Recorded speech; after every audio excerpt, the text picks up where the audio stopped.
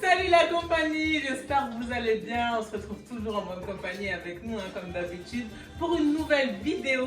Aujourd'hui, on va faire ce qu'on appelle du chindi en shimaoré. Et le chindi, c'est quoi? En français, ça s'appelle du taka. On l'utilise pour faire des bouillies, mais surtout un dessert que beaucoup de gens connaissent dans l'archipel des Comores. Ça s'appelle du halwa. C'est un dessert comme de la gelée.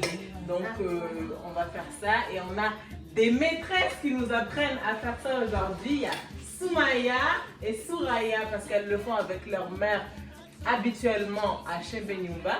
Donc Soumaya et Souraya, elles sont là, elles vont commencer à découper le taka justement avec ma mère. Et puis on va vous montrer ce que ça donne. Donc c'est un trompe-l'œil, hein, ça c'est un trompe-l'œil. Ça se présente comme une patate. Mais sur l'autre vidéo, je vous ai montré un petit peu comment on le récolte. J'avais dit que c'était du tapioca, mais c'est pas du tapioca. Le tapioca c'est le manioc, mais ça s'appelle du taka. En chimaro, c'est du chili. Donc voilà. Et le résultat final sera la fécule de taka ou du chindi. Qu'est-ce que ça donne? Donc c'est de l'amidon, tout simplement, de ce tubercule. Voilà, donc je vous montre un petit peu le déroulement et puis dans une autre vidéo, on va concocter nos petits desserts. Voilà, voilà. Bon, Soumaya, alors, explique-nous un peu les étapes. Harongwa.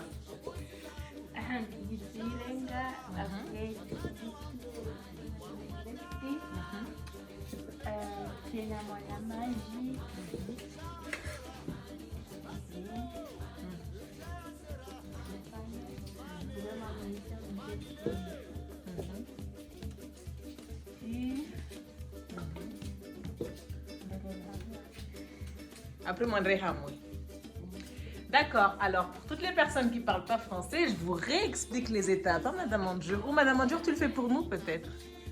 Tu me réexpliques les étapes en français? Alors en français, elle a dit quoi? Comment ça se passe? Bonjour, donc là on fait le chindi, le taka. Donc on coupe en petits morceaux. Après avoir fini de couper, on va le mouliner pour que ça soit fluide. Non, pas fluide. On va le mouliner et puis on va le tamiser à travers une linge sous une cuvette pour avoir le produit.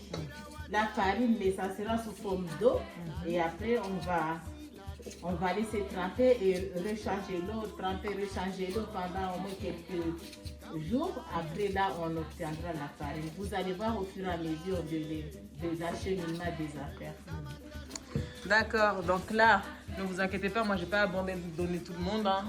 Tout le monde met la main à la pâte comme d'habitude. Ils sont en train de découper et moi, je vais me charger de mixer le chindi. Voilà, on est moderne, hein? Mais à l'ancienne, on le râpait avec du parpaing. En fait, on frottait au-dessus du parpaing jusqu'à ce que le tubercule devienne comme de la bouillie comme ça. Donc, on utilisait les moyens du bord. Hein. Mais on utilisait aussi une tôle. Donc, une tôle en métal qu'on trouait avec des clous. Voilà, comme ça. Et ça donnait ce résultat-là à peu près. Et puis, on le faisait aussi de cette manière-là. Donc c'est parti, on fait toutes les deux en même temps. Les deux, voilà, deux méthodes.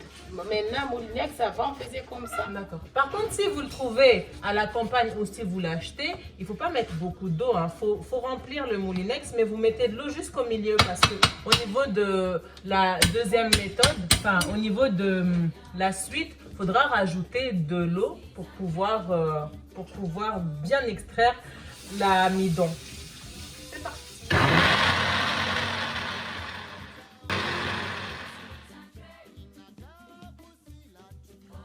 Pour le processus, alors, on a utilisé un contenant pour pouvoir verser l'eau. Ensuite, on a le toka qu'on a mixé. D'ailleurs, regardez un petit peu la couleur que ça donne. C'est rosé, un peu boueux comme ça. En fait, ça a vite changé de couleur. Et c'est ce qu'on va prendre justement. On va l'utiliser pour pouvoir essorer au fur et à mesure jusqu'à ce qu'il n'y ait plus aucune trace de couleur en fait. Jusqu'à ce que l'eau elle soit hyper limpide. C'est un travail de Hulk. Hein. Ensuite, quand ce sera fini, on va le prendre, on va l'éliminer. Là, directement, il y a appliqué un monsieur là, ça fait. Donc, pourquoi on n'utilise pas un tamis?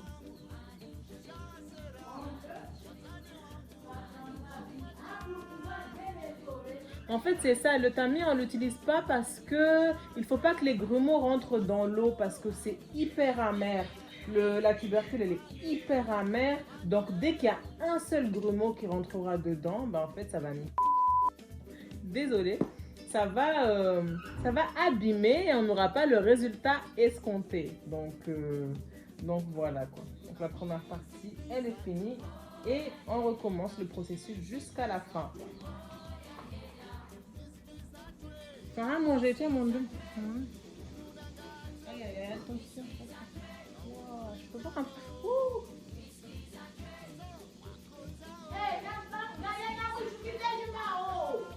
Donc voilà. Ça fait comme une boule en fait. Oui, c'est bon. Ça fait comme une boule en fait. On a bien essoré. Et puis ça, on va l'éliminer. Et puis on recommence le processus jusqu'à la fin. Donc voici le résultat après extraction de tout l'amidon du tubercule. Voilà ce que ça donne. Et le squelette est là. Je décolle les résidus. Les résidus sont là. Donc voilà. Alors, qu'est-ce qu'on va en faire après? On va laisser ça pendant un bon 6 à 8 heures. Comme ça, tous les dépôts restent tout au fond de la bassine. Et on va changer l'eau. Et ce sera comme ça pendant 3-4 jours. À chaque fois, on viendra rechanger l'eau pour pouvoir, au fur et à mesure, nettoyer l'amidon, quoi. Donc voilà, à ce soir.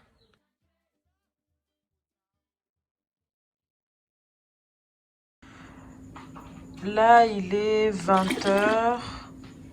On a commencé à retirer l'eau. La première eau qui a l'air un petit peu boueuse en fait pour continuer le processus. Donc théoriquement, on doit avoir le dépôt blanchâtre dans le fond. Donc on retire toute l'eau et on va remettre une nouvelle eau qu'on va bien mélanger avec l'amidon. Comme ça, cette eau boueuse, au fur et à mesure, en fait, ça nettoie l'amidon. Donc voilà.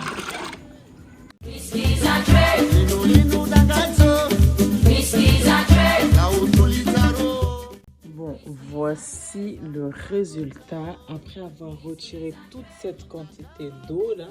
Vous voyez l'amidon commence à bien colorer le parterre, la cuvette, enfin bon, ça a coloré tout ça. Donc on a tout bien retiré. Et quand vous regardez, en fait c'est trop bizarre, on dirait du slime, c'est comme ça que ça s'appelle? Du slime en fait, ça se retire, mais en fait ça fond après, ça se retire. Regardez ce que ça donne. Et après ça fait comme de la colle, mais après ça fond, mais quand on le retient, ça part. Mais en fait la consistance elle est vraiment marrante, hein. Après ça coule, mais c'est ça, mais c'est vraiment marrant. Voilà. Donc là, on va remettre encore de l'eau et on va tout renettoyer, bien touiller. On va bien touiller et on remet de l'eau. Comme ça, ça va encore renettoyer toute la quantité de farine de dépôt et on va retirer l'eau encore. Donc aujourd'hui, on est mercredi. Théoriquement, samedi, on devrait avoir fini cette fécule. Voilà. Alors, maman, tu vas? Ça va jamais marcher, ça. Parce que, en fait, quand tu vas retirer comme ça, après, tu aurais gay, tu vois. Normalement, on doit le faire avec une spatule. Hein. Une spatule, mais bon.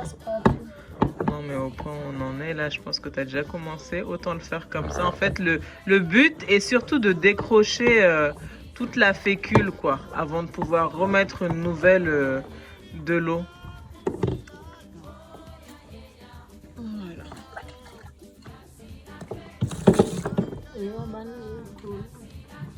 Parce que ça colle, en fait. Je pense que je vais prendre une spatule.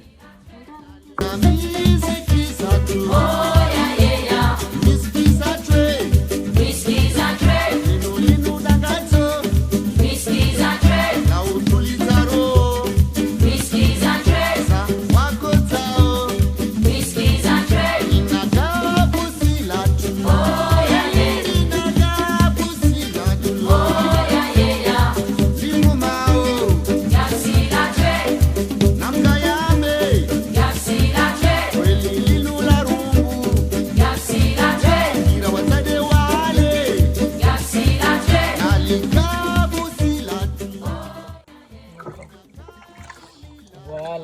comme ça, on dirait du lait.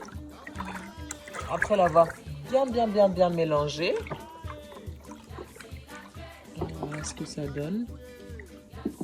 Voilà. Et ça va encore se déposer dans le fond. Et puis on va récolter encore l'eau. Le sale quoi. On va retirer, on va faire ce processus 4 fois et à chaque fois on laissera reposer encore une journée. Encore une journée pendant au moins 3-4 jours jusqu'à ce que l'eau soit complètement limpide. Voilà.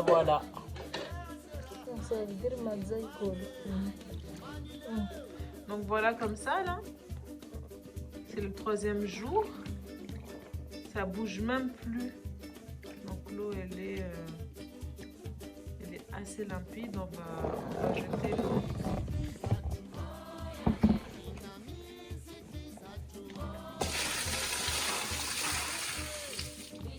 C'est bon. Donc faut le goûter en fait. Donc là c'est bon, c'est pas amer, c'est propre. Donc là on va laisser sécher au soleil jusqu'à ce que ça s'éclate. Après on va mélanger pour... Ça se déshydrate. Ça se déshydrate. Ok.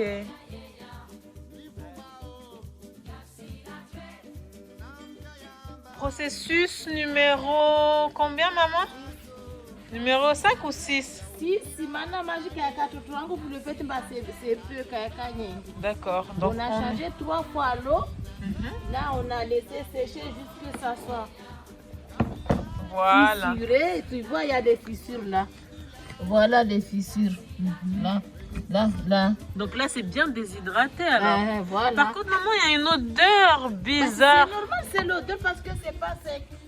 D'accord. Quand c'est pas sec... C'est l'odeur du tindi. Après, quand ça va sécher, plus il faut laisser au soleil, plus ça va sécher, plus l'odeur va disparaître. C'était le côté amer avec l'eau. Maintenant, le côté odeur avec le soleil. Il faut que ça sèche pour que l'odeur n'y ait plus. Ok. Bon, c'est parti. On va tout regratter là. Voilà, tu vois le fait que il y a les fissures, ça veut dire c'est sec. Il n'y a plus d'eau, donc on va bien enlever. Et puis on va mettre dans l'eau. On va mettre sur le linge pour que ça sèche bien. On va l'étendre au soleil. On va l'étendre au soleil. Ça se déshydrate encore plus. D'accord, ok. Waouh. Bientôt, on va commencer à vendre ici. Hein. Qui est-ce qui veut du taka? Franchement, le processus, il est quand même assez long. Disons que ça nous a pris à peu près 1 semaine pour arriver à ce résultat-là.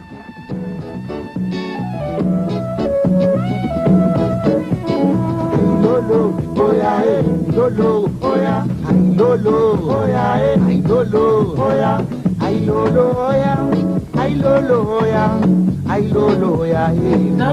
il est raifanya, rayania, pendant quelques jours, voilà, tiniri para, il est toujours fanya strongo mahani. D'accord. Maana ilazimu ya mwaha jana deifanywe leo itindi na ubu ini rigamse tamahani toujours riro pareke bien fait.